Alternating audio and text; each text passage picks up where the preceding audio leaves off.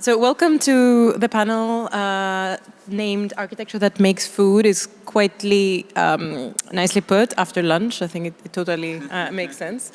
Hope we're not kind of digesting while we're talking about it. I'm Sofia Krimizi. I'm an architect myself. I am part of the exhibition designing team together with my partner Kyriakos Kyriakou from Xe Studio. We designed the exhibition that hopefully you'll already have visited. It was such a pleasure actually to witness the curatorial process and help kind of resolving the spatial equation that allow for this spectacular edible argument to take place. Let me introduce the panel, and I'm sure they'll do kind of better job introducing themselves eventually, starting with Alexandre Dubor, who together with Cristian Rizzuti and Shahar Abelson are the creators of Robotic Urban Farmers. Damiano Cerrone from Spin Unit, who is the author of Tallinn 1.5. Andreas Theodoridis, who together with Christina Ciardullo are the authors of Building Calories. Alexandre Dubor is an architect and researcher currently leading the IAAC fabrication team at IAAC, where they explore the potential of new technologies and materials for a better architectural industry with a focus on 3D printing and robotics for a sustainable future. Do you want to also... Yes, thank you. Cristian couldn't be with us today, but he was also leading this project, and Shahar have been. So this project have been done together with the Master in Robotics that we have at IAAC, and Shahar have been one of the students heavily contributing in this project and developing most of it. Damiano Cerrone is an urbanist working across disciplines and industries to explore and cultivate the commons. He designs workflows to co-create new value systems for cities and regions in transformation. He co-founded Spin Unit that is dedicated to discovering urban values and translating them into progressive drivers of change. Finally, Andreas Theodoridis is a practicing architect, engineer, and environmental technologist with a PhD from CASE, the research center of Rensselaer Polytechnic Institute. He's also a research collaborator at the Center of Architecture Ecosystems at Yale University. He's the founder of United Atmospheres, an experimental design practice based between New York and Athens. I'm going to now pass it on to each participant to share with us a 10-minute insight into their projects, and we can open up at the end for a conversation. And obviously, if there are any questions from the floor, please make sure to let me know. Thank you very much. So I understand this is where I could find... The button is this one, I understand, no? For next? Yes. Oh, yes. Okay. This works? Yes. Fantastic. Great. So we just have a short 10 minutes to introduce you a bit to this project that we developed, the Robotic Urban Farmers. We did this project in IAAC, that is a kind of a special place in Barcelona, where I worked for the past 10 years, and I've been there for 2 years developing part of the Master in Robotics. For us, this project also represents a bit how we work. We try to work at in a multidisciplinary way, and also this one works better, maybe, and works in a multidisciplinary and multi-scalar way. So we try to have a combination of approach, kind of an holistic approach to architecture and urbanism, and we try to connect a set of technologies and systems. And for us, this project is inspired by all the research we've been doing and synthesized in a custom-made project we've done in this 6 months. So the project itself started a bit with the question of how we can change the current model of cities. As we discussed a lot this morning, there is potential to reinvent a bit how we work, and we've been inspired by the work of many people around the planet to challenge a bit the question of can we introduce nature in the city, how we can integrate it. For example, this render from Stefano Boeri that have developed into a project we know very well. We question a bit why we don't have more of such architectures with plants integrated in the building and growing. And one of the assumptions we had is that economically it's very expensive to install, to maintain, and to integrate in facade. The project itself requires now heavily on highly skilled labor to maintain it with these climbers that have to go maintain the buildings and take care of it. We have, in parallel, have also projects with who we've been working to see where technology could change or challenge the way we integrate nature in our cities. One of it is a ROMI project, so robotic for micro-farming, where we look more normally at the farm itself, using robots and computer vision to analyze how they grow, how they move. So we start to have digital data about how the plants behave, so we can act with it and don't rely so much on other technologies like pesticides or OGM to make it productive. Other inspiring reference for this project was robotics in logistics. You're aware maybe of the robots in Amazon that move all these packets in 2D. We also have 3D robots that are now capable to arrange in facade, in storage in this case, boxes, and they're already in service and working. And we know really well how they work, and we try to imagine how could such technology be integrated in a building. Another project for us that have been a reference for this work is this Comida project. We did a green wall 3D printed from ceramics. It's an installation in Barcelona, and where we explored how we can use IoTs integrated into the plants as well as interface to have the users integrated in the process of cultivating the plants, managing it, planting what they want. And we succeed to make kind of a Tamagotchi application where the plants tell you when they need water, they need to be harvested, and how you can interact. So we know all this technology exists, and we try to put them together into a project. So this is how we started this project, trying to understand how we can create a better symbiosis between city and nature. And we imagine the robot as a mediator between the plant needs, the building needs, and the inhabitants of this city. We have made a small video to explain a bit better. You can see also in the installation where we propose this facade system that could be integrated in existing cities. The idea is kind of an add-on, a refurbishment of the existing facade, where we add these lightweight aluminum structures on top of existing building. The system integrates actually everything we would need. So from the rail for the robot, the pods of plants that could be moved around the facade, the liquid frameworks that allow everything to happen, as well as a gardening bay for users to interact, and finally data frameworks to hold these things. Maybe to synthesize key elements, one is a sensing robot that is capable to use cameras like NDVI camera, thermal camera, to understand how works the plant. And we have also a second robot that acts, so that could make minimum maintenance, giving nutrients to plants, but also have this ability to pick the plants and moving around the facade. So that is a big advantage, because we can then place the plant everywhere in the building, but also bring it to the user for the final maintenance, but also especially for the harvesting of the plant. The idea is that the user have actually ways to work with this robot, so they have an interface that they can see what's happening with the plants, being able to ask certain element. And finally, for us, what is important is that these systems could be spread on the facade and could be adapted to fit also some needs of the building. For example, the thermal needs, putting more plants to make shade in summer or removing them in winter. So to be able to liberate your view when you need it, and we want more things.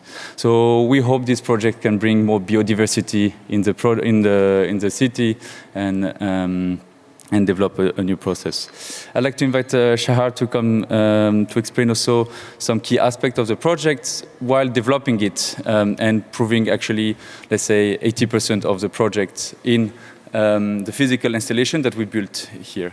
Let's see if it works. You want to go in? Yes. So, hi everybody.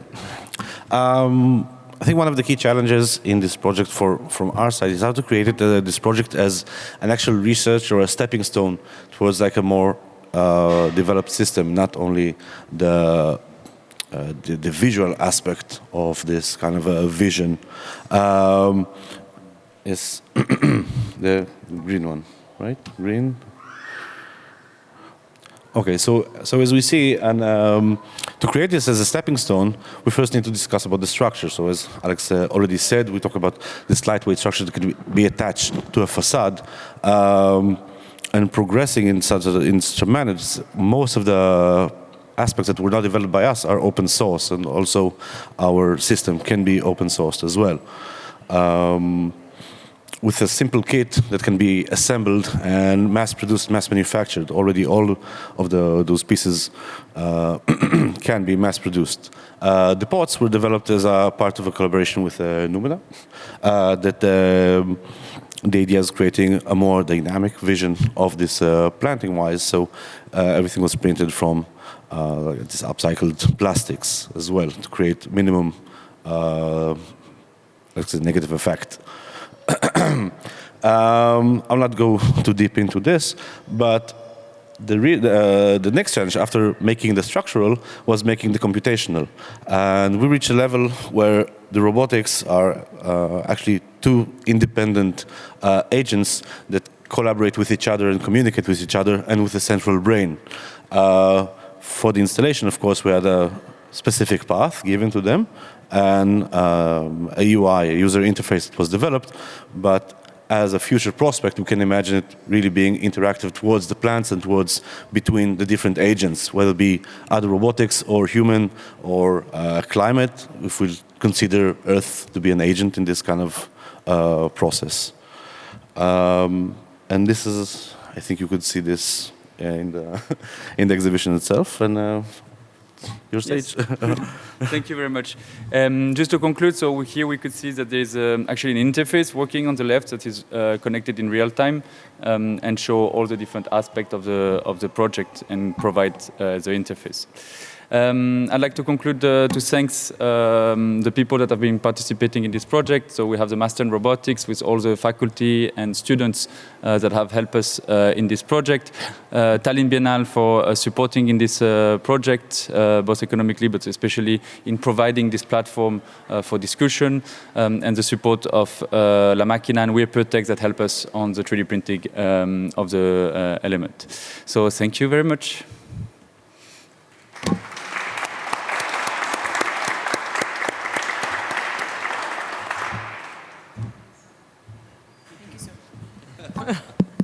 Damiano.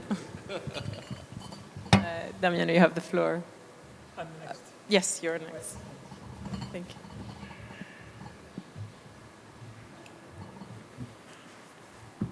I'll be shorter.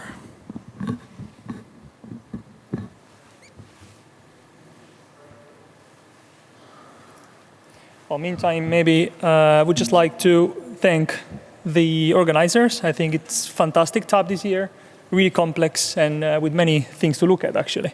So it was really beautiful to go around yesterday and today.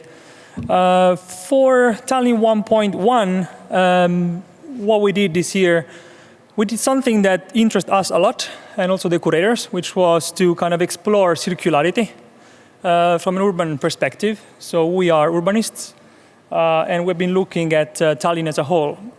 So what we do as a spin unit is that we are working on the discovery of the commons, because quite often those are hidden, or they become privatized quite quickly, or even misused. And we will see actually later kind of a few words about that when we show the map of Tallinn. But What's really important for us is that if we find those commons which are important for social and technological development, we need to translate them into something which bring us forward. So this is our goal overall as an organization. And since we are basically, we are celebrating our 10th birthday this year, then we thought to take Tallinn as kind of the space to analyze circularity for TAB. What we look at a lot is the kind of the limit of scarcity, because commons are, of course, scarce. That's why we have quite high price, as we see now, on energy, but also on food. And since this TAB was about food, we wanted to kind of try to better understand what are the limits of growth in terms of producing food in cities. So basically, how can we balance our urban growth ambition with the planetary boundaries? One of the boundaries, the most clear, is the 1.5 degrees. That's the one that we have taken for the Biennale. There is many others, but that's the one that was kind of easy enough to explain. So how can city like Tallinn produce their own food for all their citizens while keeping the 1.5 degree goal? So this was our question. We approached it quite technically and academically as well. So we also worked together with Cristian from Taltech. And the question, we wanted to explore it also together with the people of Tallinn. So we have actually opened up Maptioner, which is a system for people to kind of map their own plots. And we ask Tallinners, where do you grow your food? So basically, we have taken the data set available from the city of Tallinn, and we have enriched it with, let's say, people's participation. And the answer was quite frightening. So Tallinn is only having 1% of the land it needs to produce the food it needs to survive in this kind of scenario, which means that we need to find 99% more land to grow food in the city. Where to find this 99%? Well, we needed to crunch in some numbers. So we need about 800 millions of calories per day, quite a lot. That accounts to about 30 square kilometers. I'm not sure if you're familiar with Tallinn, but it's the size, it's exactly the same size of Lasnamäe. Or you can say it's 1/5 of the city, or it's 4,000 soccer fields, which means transforming 20% of the land. Of course, this is impossible from starts. But we needed to at least try. And to try, we needed to reduce a bit those numbers. They were just kind of impossible to use. So we thought that one of the reasons why Tallinn needs so much land to grow its food is because of the way we eat. So we need to change the diet first. And the diet we want to change is from the current one, not to a full vegan, but to the planetary diet, which has been released by the Lancet last year. This diet still includes meat, so don't despair, just a bit less. So it's just a bit kind of a throwback 1950s, where you have meat once a week, basically. And maybe not so much cow and pork, as much as you get chicken and fish, so happy days. However, we need to reduce not so much the, let's say, the carbon production of the food itself, but also of the fields that feed the animals. So we had to look at both. We had to look at kind of how much carbon is produced by each single type of crop, but also how many crops we need to grow, well, to feed the animals. So we started to crunch the numbers, and well, it's a massive improvement. So you don't need to go vegan, but if you go planetary, we need not 30 square kilometers, but we need 9.5. So it's a massive improvement. So we wanted to show that just changing a diet, it means becoming 60% kind of more efficient than before. So we need 60% less land to produce food only if we change the way we eat.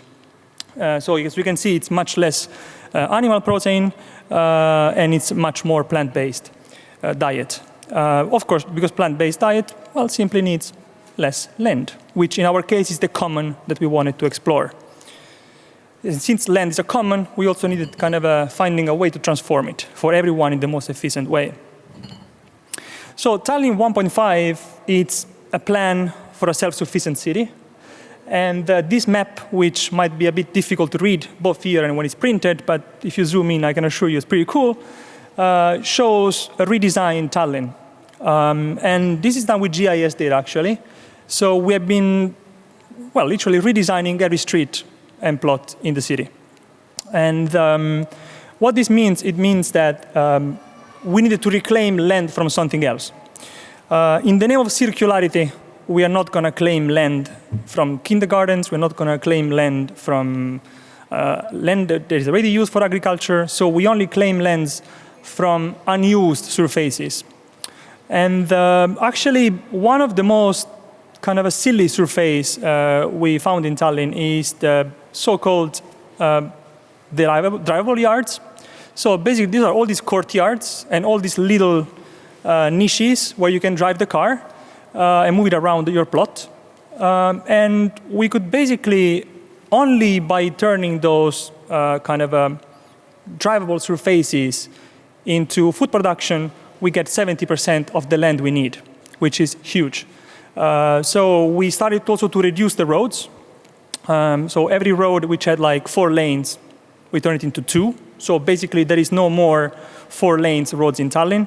And instead we plant trees. So we plant basically apple trees and pear trees. So also the selection of the proteins and all the other foods that we grow, they are only the one that can grow in this climate. Because of course the planetary diet is much more complex, but only half of the stuff can grow up here. So that was also another challenge. And 7% more of land was taken from basically open field that are waiting to be built. Yeah, if you zoom in, it looks a bit more, so you can see a bit more the complexity of the drawing. But basically, as I said, we reduce all the streets, and we don't touch any building, because as soon as you start to touch building, it means burning CO2. So as soon as you basically demolish and rebuild, we are square one. So no building is touched unless obsolete industry. So we use the Tallinn city database to find which were all the industries that were kind of in this bracket. And as I said, no existing green or recreational area or football pitch was turned into food, because we still need to have a life. We managed even not to demolish a single shopping mall, which is great, because we thought that that was going to happen.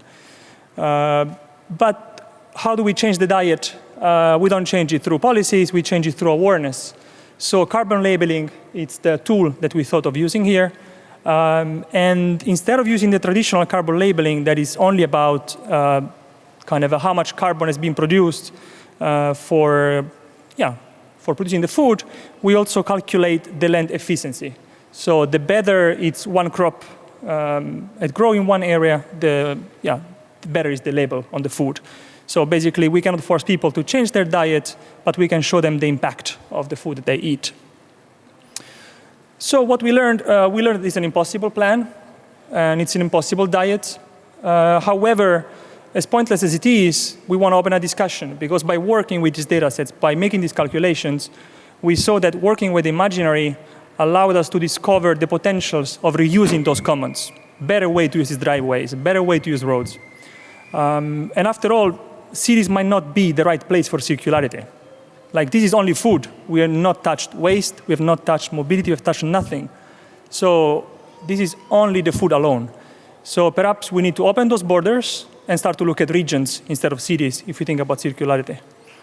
And that's all for us. I would like to thank the team, so Jesus Lopez-Baeza and me and Cristian Mennigo. We've been working together on this for a few months. Then Kristi Grishko from Taltech, and then Professor Jonathan Taylor and student Rowan from Tampere University who helped us in the workshop. Thanks a lot.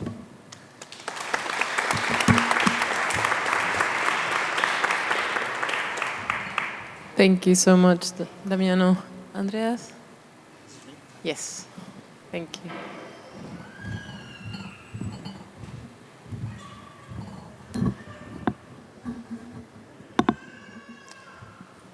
Until the presentation starts, I would like to thank the organizers and the curators for this amazing opportunity to present in such a live crowd here.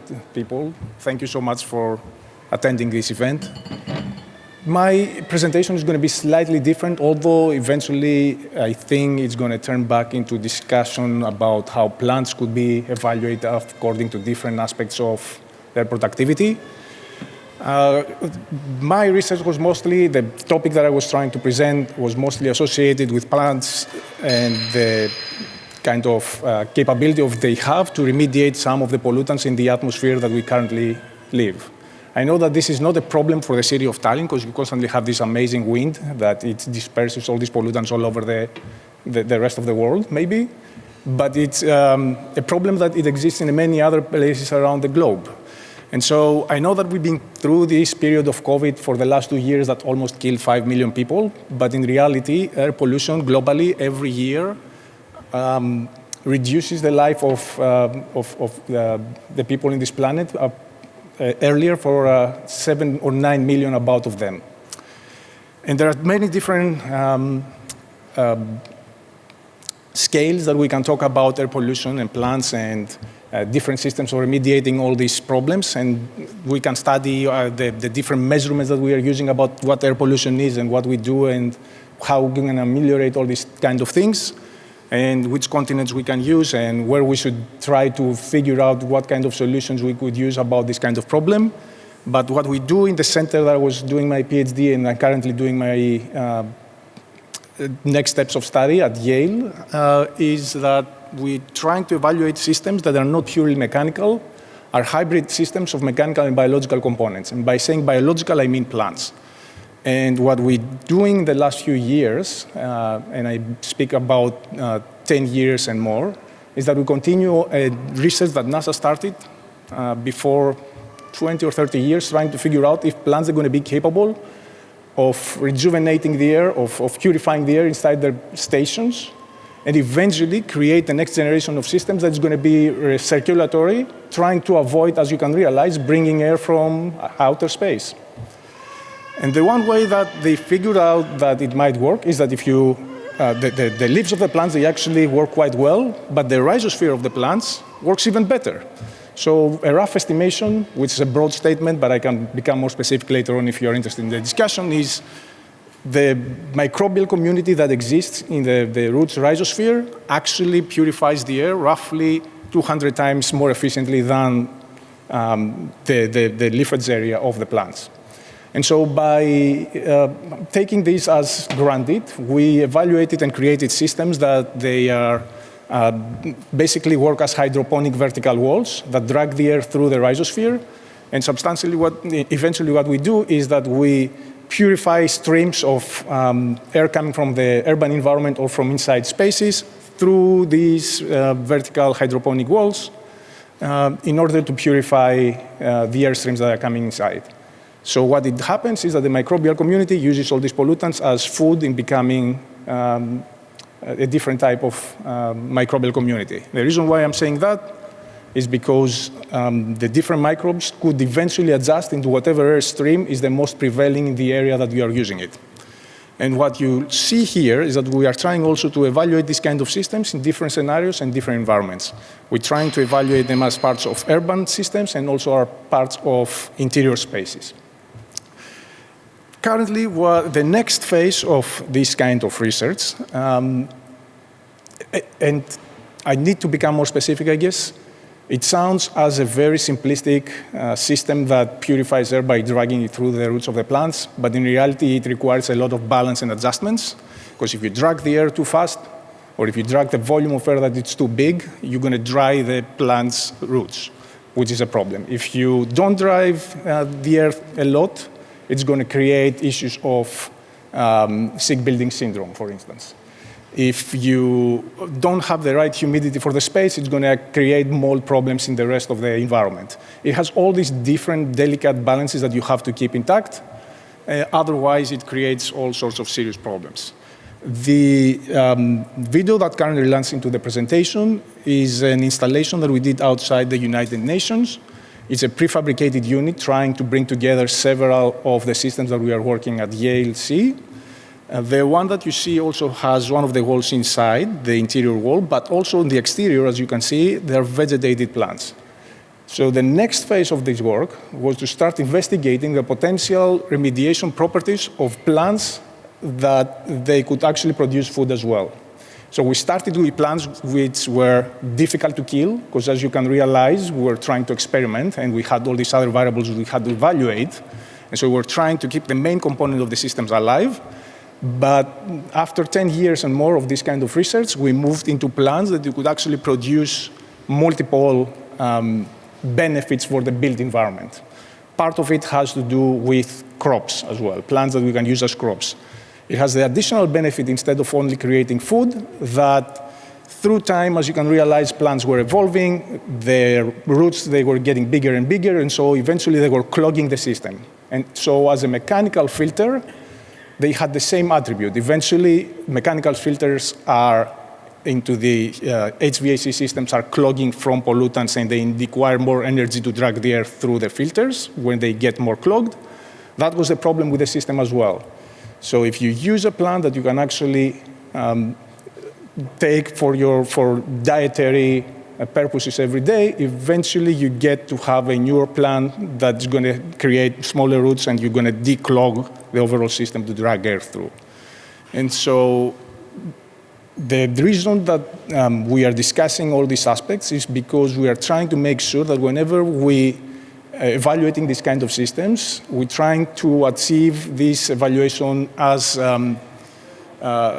more multifaceted as possible. So we're trying to evaluate the systems in terms of monetary capability, in terms of sustaining the plants as we can do, in terms of materiality, in terms of embedded energy that they use, as many variables as we can imagine.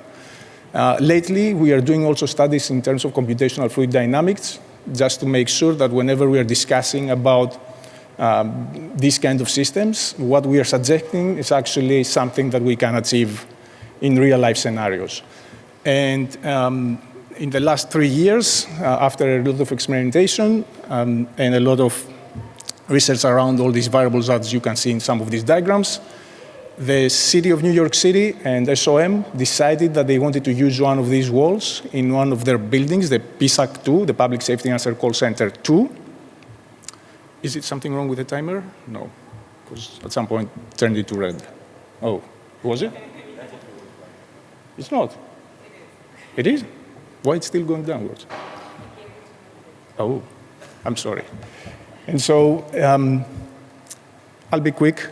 It has been tested in labs in the university about human subject and cognitive function. Now the next iteration, which is in the Public Safety Answer Call Center 2 in Bronx in New York, is going to be tested in real-life scenarios. The next generation is what we'll see as well, which is going to be a digital platform evaluating vegetated systems in general, that's going to be useful for the rest of the community, including architects, designers, people like all of us, I guess. And that's what you're going to see in the exhibition. Thank you so much for your time.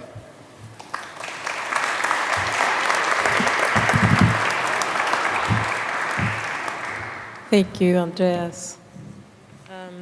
It has been so interesting to hear you talk about these projects that kind of exist in the Biennale in a different light, under a different light than the one you cast today.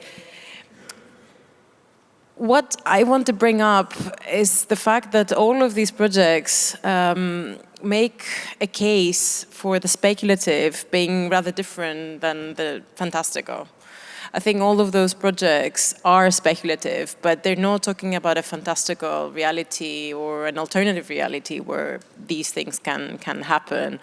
And I think the whole Biennale is both argument and proof that architecture and food are much closer related than we thought, or that actually architecture can produce food. My question to you is, how do we make these practices mundane in a very good way? How do we make them everyday architectural practices? How do we include them in a vocabulary of building that are at some point even kind of off-the-shelf systems? Because I think even though I'm completely kind of signing up in this kind of non-fantastical, truly speculative argument that you're building, I think we have many steps yet to take to arrive at that point. So please, or any order.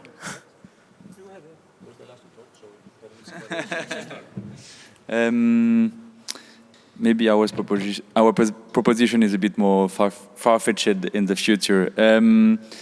I think the reflection, so we had the chance in IAAC to test a lot of those prototypes in real conditions. We tried for a long time to integrate nature in buildings, so to have plants growing inside this. And just growing plants is already very difficult to adapt the environment for them, but also to maintain. The cities also try to integrate more and more plants in the urban planning. There's plenty of initiative, especially in Barcelona. We're lucky to have also a lot of bottom-up initiative where we try to cultivate plants in abandoned land and this to grow our own food. What happened is that farming is a very intense activity that needs a lot of knowledge, care, and we industrialize it. So a lot of the population is not anymore doing farming, but we used to do it for a long time in our civilization. So for us, we found that the governance of taking care of those plants and being part of this cycle and the implication of the people in this is key. We cannot ask the city to take care of all this green revolution in the city. So the focus we've been driving is really to make systems that engage with the inhabitant, with the one that will eat it, knowing that it will be less efficient than the industrial production that happens outside of the city, but with the benefit to let's say, make them aware, so to create awareness of how this happens. And this is very related to how we do with the Fab Lab movement about producing your own object. You are less efficient than the big industry, but knowing how it works, you suddenly change your behaviors and therefore use less complex materials or less problematic ones. You're more aware of taking care of it, maybe use more of the wastes and things like this. So that allows this change of behavior. So we don't expect to be as productive, as good as external things. So really it's about engaging with the people and make them fun and interested in the system. So that's a bit the take. And maybe technology can help there, but it will not save it. So that we really believe in this interaction with people to be the key to unlock all this future.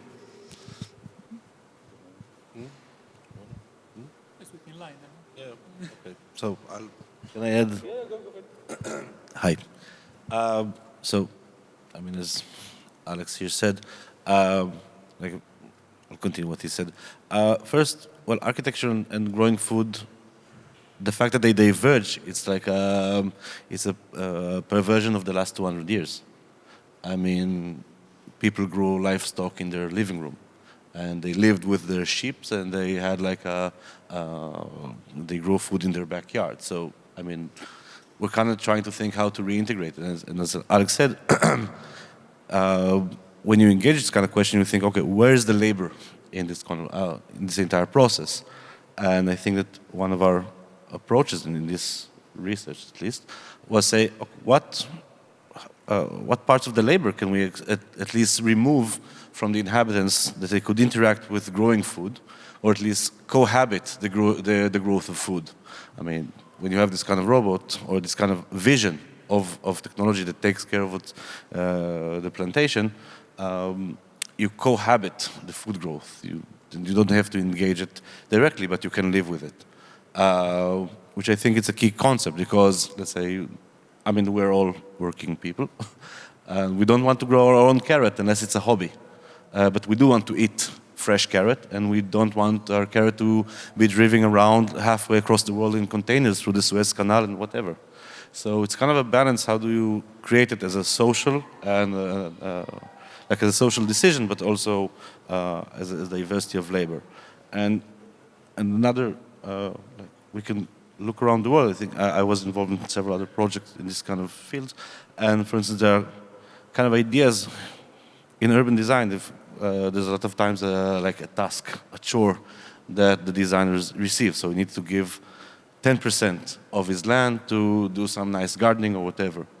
And I was involved in an interesting project that they reversed it. So they say, if you produce a green wall, we will give you the benefit of using more of the land. And as like a minor thing, but it makes you think, okay, it's a social decision. And social decision come from the legislative, or from us empowering the legislative to give us back like the proper route to navigate. I think both of these together can have like a more substantial impact. I guess what I would like to do is to reflect a little bit in what I saw from the other two presentations so far. And I would like to discuss some of the aspects of the variables that we usually might not take care as we don't necessarily think them as architects so much. So there are many reasons why we're keeping plants and livestock and the nature out of our urban environments for the last 100 years. And it doesn't have to do with the dislike of what we had before, I think. I think it had to do with the way our societies has somehow evolved after the Industrial Revolution. And so for me, I guess when we are talking about re-entering natural elements into the built environment, we have to start thinking more holistically about all that. So for instance, when we see projects like your project, which I think it certainly address some of the issues of vertical vegetation, which is about maintenance, it is about time that we don't have and all that. It also has to do with the space that we don't necessarily have anymore inside our urban environments. And in a sense, what I'm trying to get to is that at the same time, though, we'll have to address other issues that they have to do with the real estate of space. And I don't mean space, just the horizontal space of an urban environment, but I mean also the vertical space of an environment in the city. For instance, in many cities like New York City, real estate of the view, it's obviously way more important than having something that is blocking you just because you want to have a vegetated system out of your window.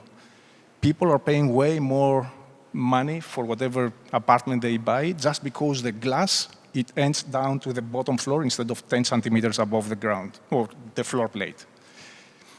There is, in order to accommodate all these kind of variables that we need to include in our way of thinking, we need to create value into different stakeholders around the urban environment.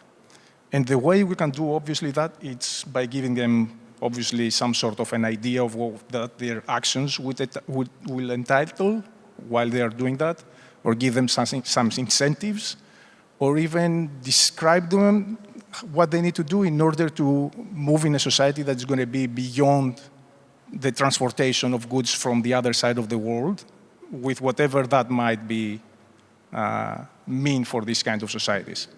So in my opinion, and what we were trying to do with a project that we are trying to create is to evaluate different variables and give them different benchmark thresholds in order to create value for these kind of products.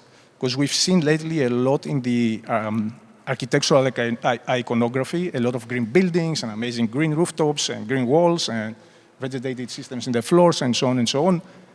But in reality, nobody really knows how much is too much, what value it adds to the certain building, what it could do for the urban environment, what kind of value it creates for the inhabitants of a city. And the project that we currently are working, and the parts of it you're going to see in the exhibition space, is about creating this kind of platforms, creating this system that is going to be a parametric tool for designers, for real estate-related people, for citizens, for planners of city, to be able to get an estimation of how much is enough, or what kind of systems do they need, or how they can combine it more effectively in order to compete with all the other needs that an urban environment has. And I guess I'll leave it here, and then we can... Yeah, I think it's quite interesting. Yeah, I think I like to follow on that, because I think that looking for values in these super normal places, I think it's really interesting. Like when we're looking for land values in this case, like for us, I mean, land value, it meant transformable land for food production. Well, it clearly was a super normal space for you to turn the car around your yard. So that's a super normal space that could be used differently. Or even your backyard lot, which is kind of used for flowers, maybe let's turn them into berries, which is full of proteins, vitamins and so on. So there was this kind of, first of all, producing this kind of knowledge of where are the values. And then, of course, it's about engagement, and it's about the sort of, let's say, outreach But I think that what we discovered in this project is that in Tallinn, those things are going on. It was really beautiful, actually, because, okay, the values were in these kind of niches of the city, and people were aware of it. And the sort of engagement with the community, it is happening. So I think she spoke today, maybe Maria Derlosh and Lina Labor. So basically, that's happening. I mean, like, we have about 20, I think it was, of those community gardens. So the city is supporting these initiatives, as understood. So that's happening. And, well, awareness and outreach is the Biennale, right? So we are now doing this. So it was kind of interesting when you brought up this question, because it felt like, what should we do? And then it feels like, well, we're doing it already. And like, I think it's maybe the only thing is the pace. We are a bit slow. I mean, I think maybe that's a bit of the issue, is that, yeah, maybe next spring. So I think that's a bit of maybe the change is happening. I think we're just doing it a bit too slow, perhaps. Yeah. I thought that this city changes were happening really fast. Yeah. Oh, we have like 6 microphones. Yeah. Yeah, I think if you speak into it, Andrea, it will, unless you turn it off. Yeah. What about this? Yes, now it works. No, I was just commenting. I thought that in this city things are changing rapidly. So maybe this is the perfect testing ground for this kind of work. And I would add that I would love to see how these systems could evolve, because I know that we have the technological capabilities. These two guys show it quite obviously, very clearly. And I know we have people that they realize how we need to plan around these kind of subjects. And I will dare to say that we also have the scientific knowledge about how these systems are currently working and how they should evolve. So it's just a matter, I guess, of broader public acceptance and maybe a help from the institutions, the governmental institutions, to regulate this kind of environments. Because in reality, yes, we are trying to use all these kind of systems, but there is no regulatory framework yet on how you are including them into your civic building codes, or how you use them into your urban environments, or who needs to take care of them, or how they are being accepted, or even, I think somebody was mentioning it earlier today, what kind of spaces they should occupy in the vertical facade of a building. So maybe this is the subject that we should start also figuring out in the future. I think actually what you all talked about in different ways is that we need to kind of redefine what efficiency means in terms of food production. So maybe eating a very tasty mango that has flown all the way from Peru, it's obviously faster and maybe cheaper than producing it. Well, I don't know how well you can produce mangoes in Tallinn, but still, I mean, there could be a version of it. So I agree that awareness on a collective level is really important. But I think, and this actually brings me to my next question, I think what you all eventually allude to is the fact that there is a smaller scale in which this connection between food and architecture has to also operate. I'm not discrediting the fact that in a collective level or even a governmental level, we also need to act.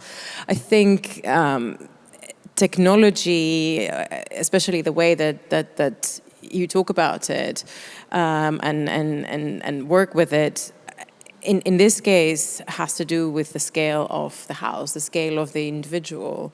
Somebody wants their air to be clear, purified in this way, and they will actually use a system that eventually will become kind of an off-the-shelf system. Because I think we have, up until this point, connected technology with as far as food production is concerned, with really, really kind of big-scale projects. I mean, I'm thinking of drones taking care of crops, you know, in Texas, for example. Very sinister images that somehow this technological advances have allowed us to be aware of. So what I want to ask is, if we set aside the large urban scale, that I think is kind of one conversation that has already started and is moving, hopefully in a productive direction. What happens with the micro scale? What happens with the scale of the flats, the scale of the balcony, the scale of the micro facade? Is this something that we can address? Is this something that we can incorporate in the process? So we don't talk to ears that are happy and ready to hear what we have to say, but we talk to people that are not necessarily aware of this conversation. How do we do it? Hi. Actually, I think the scales are interrelated. I mean, you cannot separate them. And as I see it, I would imagine it's a gradient. Now, since I cannot speak for the zeitgeist, I can say that something that can start as a fringe movement can become fashion, and then it can become embedded in culture. So if we look at the grand scale of thing, and my colleague here said, process takes time, and I think there's like maybe discrepancies between our technological capabilities and what we as society are willing to accept and incorporate into our home. And we already see that these kind of things are already a fringe movement. I mean, the self-growing people who grow them, make their own compost and grow their own tomatoes or whatever. So this is something that happens already. So those fringe pockets already exist, and the academy pushes there. And then the question is, how can we make it something that is common? So you don't need to be highly intellectual, involved in the global change. You just need to know, oh, growing my tomato, I mean, what is the value for me? Growing my tomato in my home is actually quite nice. So how can you incorporate it and make it a simple thing? How can you make it a fashion? And we saw a similar process in recycling. So it started as a kind of fringe movement, people who separate paper from in their waste baskets. Like really, I don't know, 20 years ago it was something, and today it's like mandatory. So it became a fashion and culture, and then became legislative. And it can happen when you have a supporting business model. I mean, we decided a long time ago we go with capitalism, so this is what we do. So we need to have a supportive business model. We need to have something approachable to the general public. And as I see it, but this is my point of view as the robotic side, how can we reduce the labor in it? We can make it easy.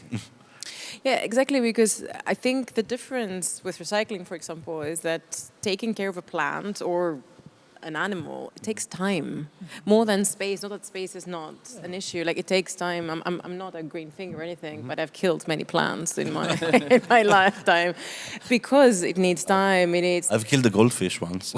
I think it takes time more than knowledge, and I think of course it's important to understand this in the larger framework. But if someone doesn't have time, to collect olives or grow their tomatoes, like within this capitalist But then the question, time what is frame. the percentage that you aspire? Do you aspire for 100%? Or do you aspire that every person will grow 5% of his own consumption? Which I don't think it's that over-exaggerated. But I think you do have time to go to the supermarket for your groceries, right? So if you evaluate the time that you People need to don't go get to the supermarket anymore. I think. maybe I'm outdated, but I still think that people do need groceries to survive at some point. So you spend time or energy to get there, or soap or something. So maybe if this kind of energy is used into an alternative way of production, that could be the time that you need. The thing that I think was interesting is that, like what you were saying about the drones, I mean, the reason why we end up in that way, and the reason why Tallinn ended up making only 1% of its food within its boundaries, it's because it's not, cities are not the best place to make food. I mean, it's simply inefficient, extremely expensive, very difficult to deal with, transportation, waste. I mean, so I think that the reason why things are the way they are today is because that's the best way of doing them. However, it's kind of an interesting duality, because on the other hand, if you're trying to look for space to grow food, like we find 70% of it in people's backyard. So this was kind of puzzling also for us, because on the one hand you start to think like, why are we even thinking about circularity? This is not the place of doing it. Like, it's just impossible. Then on the other hand you see that actually most of the space it's in these kind of super normal nooks and crannies of the buildings. So I think that this is kind of perhaps the debate is like, why cities? Why do we need to actually make the food that we consume ourselves? And then if we have to, then, well, let's look at it. There is plenty of it. And I also wonder, your technologies are very interesting. And I think like what I found interesting is that how do we bring them with this kind of super normal? So kind of meanwhile this technology kind of get cheaper. Kind of how can we combine that with exactly people just making their own basil at home? So like, I mean, how fast? can I just, we're already doing it. We're already living with robots. I mean, I don't know how many % people here have a Roomba in their house or an iRobot. They have these robots that they deliver food around. They have. I think this is still like on the initial thing, but we're already living with robots. And we already have, like, in high rises, in office buildings, we already have automated systems that respond to air quality and to the climate outside. And so actually we have all the bits and pieces are all there. Okay, my hope is that we know how to assemble them. You can. Yeah, just to mention something, we love robots, and I think we try to show also like reasons to use them, and we think that here we have something we can solve. But coming back to the initial question, that was also like, as a personal skill, like how to get motivated. You spoke a lot about value of bringing this plant in the environment, and I think we have like kind of two stakeholders to convince. One is the real estate or the government trying to understand more like metrics for the city, a bit more scientific. But I think there's also like the benefit for the end user, not the client, the inhabitant of the space.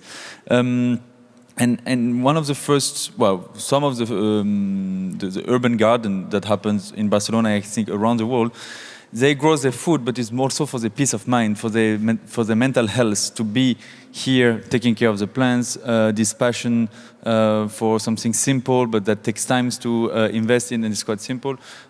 We have a lot of associations actually that work with the psychology and the plants for making our environment better. So that's one of the first benefits. You speak about air quality, that also is a key aspect. We have also the fact that it's a much better climate to live in as well. For us, that we are suffering from heat in Barcelona, as soon as we have a bit of shade from the plants, it's much better. So there's plenty of advantage that then it makes more sense to bring closer. And I feel we didn't took in consideration those aspects so much till recently.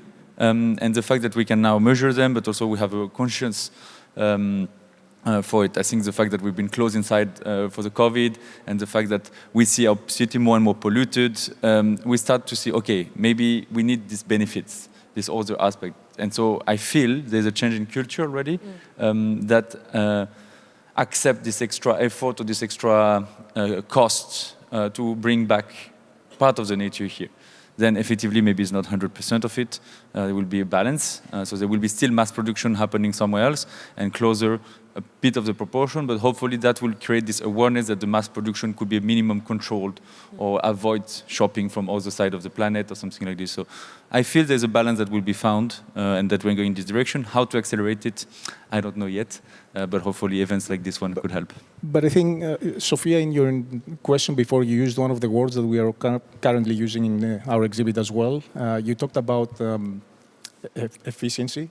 Yeah, that we have to redefine what efficiency means. And before I was talking also about value, and I use specifically the term value instead of money or monetary value or something like that, because there is value to be found in this kind of work in many other aspects, as we were discussing currently. I believe the way that we have started thinking after the Industrial Revolution, it was a mechanized way of thinking around these kind of systems. How are we going to be able to create some sort of an efficiency? Let's make this air conditioning unit 5% more efficient. Let's make this structural component 5% more efficient in that aspect. But in reality, we lost the overall aspect, which is about effectiveness. And so for me, the scale is not just the system, but I think it could start from the building overall. So you might create an efficiency in one part of a system in a building, and then you lose the effectiveness in something else. And that's the point I was trying to do before. And I think that by adding value in all these other things that we currently start discussing, we were not valuing necessarily before, which is not just the money, it's not about what is more efficient for the food industry currently, but it's about what is more effective for the overall quality of our life. We should include other values as well, like biophilia, what you, Alexandre, suggested, what you suggested before.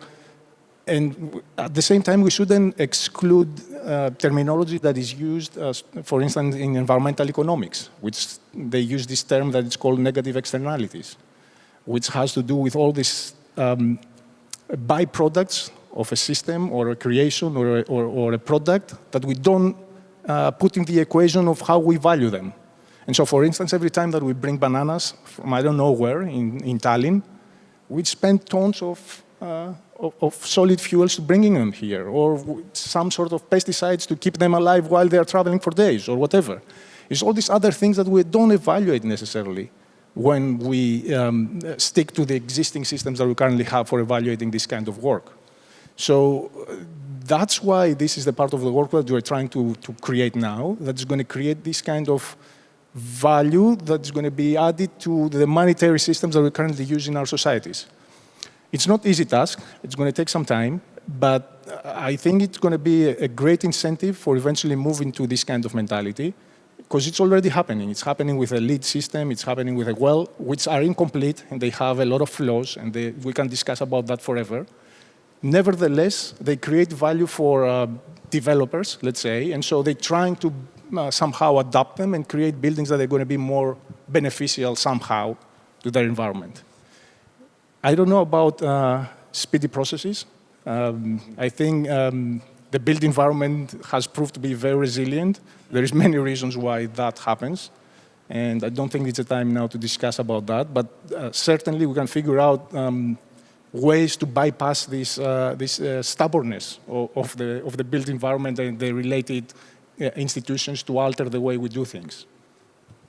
Can I just Please, add one last comment?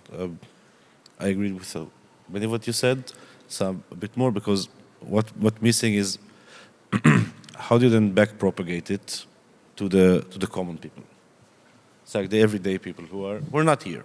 I mean, who live their life now. I don't know, their normal everyday life, and how do you propagate either that value to affect directly their life, so they will be a part of it, so they will want to participate in it, either monetary or qualitative or some kind of value that they will aspire. They will want to live in the neighborhood where one of the walls is a green wall, or that they would like to rent an office where the entire HVAC system is completely green and bio-based. Right. It's like this kind of negotiation between how much we push forward and how much do we carry everyone with us, or maybe they push. And I mean, this is a hard negotiation because we can be completely detached and left like mid-air. I think one of the interesting examples, since you brought this up, is the High Line in New York City. Mm-hmm. This is something that started from the people pushing for this kind of change. The previous mayor of the city wanted to demolish the rail line. But somehow the people withstand and they alter his perception about what things they should, how things should happen. And then the next mayor of the city came up, and now we have the High Line. So it's not always one way you can do things. Sometimes it could be from the bottom up, per the morning discussions, and sometimes needs to be from the top down, I think. Some sort of a combination. Well, as much as I enjoy working on the High Line, I think what you're talking about is much more literally, metaphorically productive relationship with plants. I think the urban condition through which the High Line was born is probably one that we probably want to avoid for cities. I would hate to see gentrification being actually the fire that promotes any of these projects, but maybe that's just me. I have one last question. I want to ask if there's any questions from the floor. Great. There's one. There's two. I'll ask one last bit really quickly, and then I'll pass the floor to you. we're all involved in academia or teaching architecture one way or another at different levels.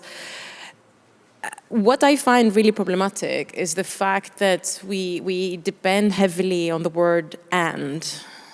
Architecture and robotics, building systems and sustainability, urbanism and food production. Like, there is this added element that allows for architecture to be a closed off discipline just because we put the "and" in. I wonder, how can we kind of put our heads together now and in the future in order to avoid that? Like, standardize the fact that architecture and robots are the same thing. Like, I think, the lift is a robot, isn't it? Like, correct me if I'm wrong. Like, yeah, we press. Well, there are some that, they kind of go up and down, up and down. A little bit outdated, maybe? How do we standardize the fact that it's not an added element? Because that's where I'm trying to get, is that I think it's highly problematic when we isolate these things from each other. So there are architects who are using robots or building systems in a specific way, or interested in that way of planning a city, whereas others aren't. Like, of course, we look at the discipline from different points of view. We create our own expertise, but the fact that we've kind of niched off all these elements kind of against architecture, I think it's highly problematic. But I'm very happy to hear. Yes, absolutely. Okay, maybe just to echo your comment, I think we agree that we don't. Well, we've seen in the past kind of specialization of fields. I come from the French culture where they split really the architect and the engineer, and we've seen that it allows some interesting specialization, but also disconnection, unfortunately.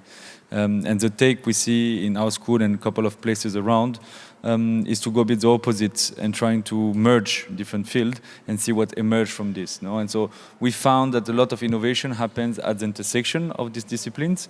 So in our head and in the vocabulary is still split.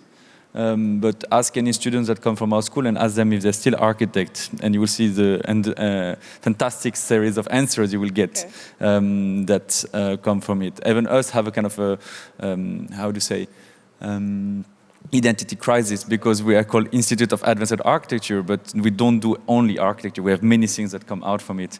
And we like to more embrace it and think, okay, no, we are a designer of an ecosystem, and this can have many aspects: designing a space, designing a robot, designing an ecosystem of plants, and say this. And what came out finally is the talent of architects have been to not have answer to each solutions, but to be able to question the right things, no? And to work in this very uncertain environment of having so many front open. So this design thinking that we have ingrained in architectures, we discover is suitable to solve a lot of the problems we have around, even if we don't have this specialization of the knowledge that come from this element. So somehow the architect can be this bridge between many of these disciplines, and we find it very interesting. So we are more in favor of it. Yeah, I find it interesting because I think that quite often this kind of a second word or second speciality comes from who is funding your research. Yeah. So like you're basically kind of an urbanist, and now it's urban planning and biodiversity because that's what's giving traction, or it's well-being because that city is working on that field. So like, it's quite often, that's why I find it interesting, because actually it's almost like the clients or the funders, they expand your specialty. So I think like, I feel like I'm urbanist, but I learn every day something more and something new in different fields based on let's say, the funding scheme or the client or the city. So I think it's kind of, perhaps it's true that it's more useful for us than for the end user, actually. So it's more like a way for us to learn something new outside of our box. But I think that eventually, yeah, it does good also for the cities. I mean, like that we are not becoming such a specialist, but in the teaching it becomes very difficult, to be honest, because then like when you bring it back to schools, well, people are confused. There is simply just confusion on what the architectural well-being is. So I think that this debate, I think, is quite interesting. It would need its own panel almost. So it's, I think it's an interesting question, but I don't have Great, thank you. Should we open to the floor and we can continue maybe? Although I have to add a quick comment, I don't think it's a matter of terminology. I think it's a matter of where the boundaries could be around what we do as a profession. No, I think the terminology reflects that. Yeah, it's not the word. I mean, maybe a more accurate description is that we are master synthesizers of information. And that's what we do. Oh. Thanks. I happened to notice that on this panel that is about the architecture that makes food, all the examples were using the classical crops, classical plants, while, for example, in the morning we saw Claudia's examples of microalgae and more radical ideas. I'm just wondering if this is, what is your opinion about these more radical ways to produce food inside the city? Is it for practical reasons that you are focusing on the traditional plants or some other reason? Do you see the more radical ideas as part of the solution or not? I agree. There's a lot of potential on new plants. The element is that it's already difficult to work with life. If on top of that you start to tweak the life, it starts to be very challenging. But there is people working very hard on this, and effectively we had seen the fantastic work that doing ecological studio on the algae. Currently, we don't have yet so much developed the algae aspect to feed us only on spirulina. Even if I love spirulina, is a bit limiting in the capacity. So in this vision of a city that can produce with this food, that's for us interesting to explore, especially the algae that still work on the sun, so still need absorption of the sun. Another aspect that is will have probably less impact on our urban environment is bioreactors. That is literally industries to produce food in closed spaces, totally artificial environment. And this could be underground, so have less impact on our urban spaces and cities. So there is alternatives, there's very interesting topics. It's true that we tend to focus on the things that have an impact on the space, and we could see this interaction with people. But maybe you have a plant in mind that we don't know yet. That could be fantastic. We'll be happy to see that. But for sure, so one of the key aspects is that this is a very nice discussion with the biologists and the people that are onto plants that can open totally our fields of thinking. I want to connect both of your questions, and I think that I know as a professional, I call myself a junior researcher, if you may. You can. Yeah, my director. Full title. I think it's a matter with whom you wish to be in a dialogue with. So, for instance, me as a personal, interest, I want to be in dialogue with robotics, with software engineering, for instance. These are the fields I wish to be in dialogue with. So this is where I invest my efforts as a researcher. And to make my life possible, I will say all the rest I will keep as the unchanged. And this is the way I want to go. But it could be extended if I wish to be in a dialogue with the biologist or the chemist. So this discussion, this dialogue could diversify and become bigger. This is how I see it. Yeah. I think slowly but steadily we are moving into an era that is not going to be about the source of our food. It's going to be about the nutritional value of we are getting from whatever source we get our food. There is a discussion, for instance, about food deserts, which, if you are not familiar with the terminology, it basically describes places that people live and they cannot. It is not possible for them to find fresh sources of food or nutritional aspects in a zone of whatever is defined according to the specific city or area. Recently, for instance, in European Union, I think they included as part of the nutritional aspect of the European citizens certain 4, I believe, insects for their value in terms of nutrition. So eventually, the way that we describe where our food is coming, it might be entirely different from what we are currently thinking. And it might has less requirements in terms of space or water or energy or production.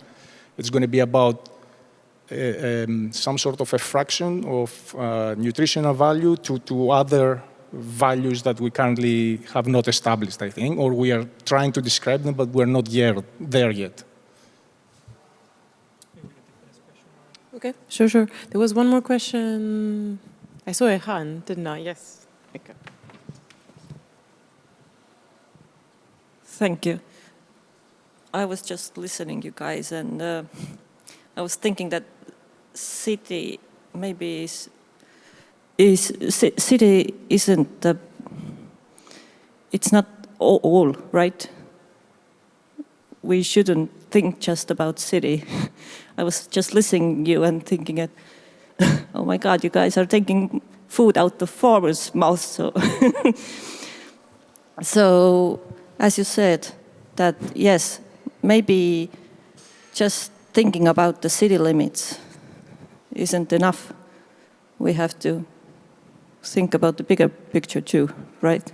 And thank you so much for bringing out the mental health side of growing things, because I think that in the city, that's why I'm doing it. So thanks.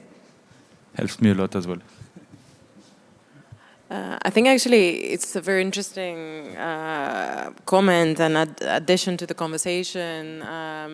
The day that, let's say, the pandemic broke in the States, I was at the opening of the countryside exhibition of OMA at the Guggenheim, which was, I think, kind of the perfect irony that all of us were kind of visiting this exhibition in the middle of New York City, talking about the countryside and crops and production, and then the pandemic comes and no one is in the countryside and no one was in the city either, you know, they're kind of locked up in their flats.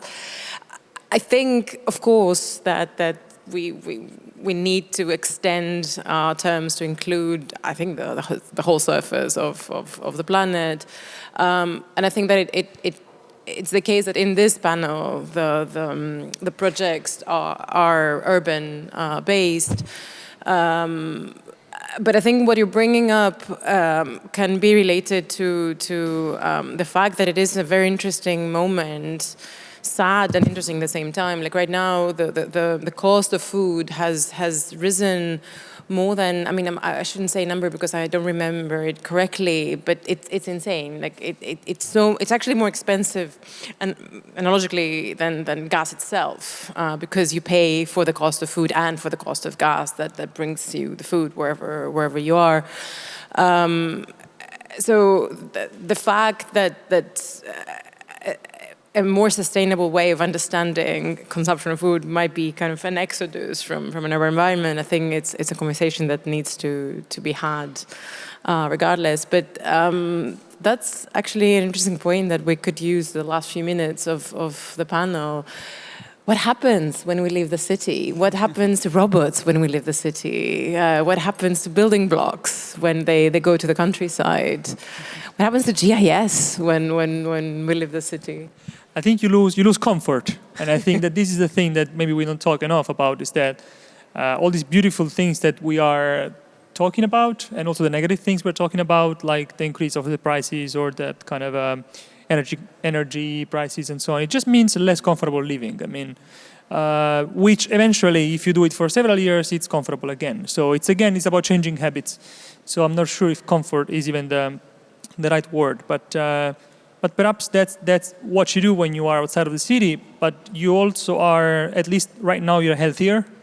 We were doing a study, a longitudinal study with about 10,000 children and followed them from year 0 to until they're teenagers, and taking constantly blood samples. And we started to see that the children that were basically living in a biodiverse environment, so outside of the cities of Finland, they had a much stronger immune system, as well as they were less prone to develop diabetes type 1, which is a very expensive also thing to treat. So in Finland, they'll be looking so much about human health right now. I mean, they're not looking so much at biodiversity or growing food as a mean of, let's say, kind of circularity, but more as a mental and physical health. Also because with aging populations, that's becoming more and more expensive. So we might run out of money only to kind of get rid of our autoimmune disease, which are basically, if you look at the curve of autoimmune disease in Nordic countries, from the 60s until today, it went from like 3%, like diabetes, like 3% to like 16 incidents. So you get these kind of issues in cities. So we also need to be aware that, yeah, maybe it's not the right place to grow food. However, if you do, even inefficiently and extremely expensively, or even if you start to build facade like yours, that's why I find it fascinating, because when you start to have the facades built that way, when you start to have the algae, when you start to have even the filters, it might be more expensive than doing that outside of the city, but in cities, it contributes to your health. So I guess that's perhaps one thing too. It's interesting the point that you bring, because all the studies and the most recent ones that we are trying to do as well, we are trying to associate the microbial communities, the microbiome, and its relationship with the healthy immune system. And so it has been found, and this is not our studies, that even in cities, if you have plants inside your place, if you have soil, if you have pets, children growing up nearby these kind of environments, they have definitely better immune system when they are older. And so there is all these aspects that we haven't discussed around these kind of systems, of course, and this is only our panel discussion. But I think that the reason why we are discussing about cities is because it certainly has its downsides, but it has also its benefits. There is a reason why we concentrate in the cities, and there's a reason why the majority of the population from, I believe, last year and onwards, they're concentrated in urban environments instead of rural environments. And this is a tendency that's going to continue to happen. I was reading a couple of years ago an article of New Yorker describing the energy use of a house in the countryside and a house in an apartment in an apartment block. And it was describing the different energy requirements for somebody living in a house that is entirely isolated from everything else, and it requires its own heating system and its own watering pipes and all these other kinds of things, instead of having what maybe the economist would say a kind of reduction of climate, of scale. I'm sorry, and so certain ways we can discuss that, but it seems that living out of the cities, unless we have another COVID incident the next few years, is not something that's going to happen soon enough. So eventually we'll have to figure out to live in better ways, I guess, around these kind of environments. Damiano, Andreas, Shahar, Alexandre, thank you so much. Thank you for the questions, and looking forward to continue the conversation later. Thank you. Thank you very much. Thank you all. Thank you, Sofia.